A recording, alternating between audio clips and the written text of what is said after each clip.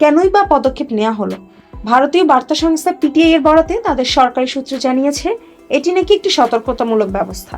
এই সূত্রগুলো জানায় ঢাকায় অবস্থিত ভারতীয় হাইকমিশন সহ বাংলাদেশে ভারতের বিভিন্ন দপ্তরে কর্মরত কর্মকর্তাদের নির্ভরশীল পরিবারের সদস্যদের সাময়িকভাবে ভারতে ফিরে যেতে পরামর্শ দেওয়া হয়েছে। তবে সূত্রগুলো স্পষ্ট করে জানায় বাংলাদেশে ভারতের কূটনৈতিক মিশন ও সংশ্লিষ্ট সব দপ্তর খোলা রয়েছে এবং আগের মতোই তাদের কার্যক্রম অব্যাহত থাকবে। তবে এই সিদ্ধান্তে কূটনৈতিক কার্যক্রম বা সেবার কোনো প্রভাব পড়বে না বলেও জানানো হয়েছে।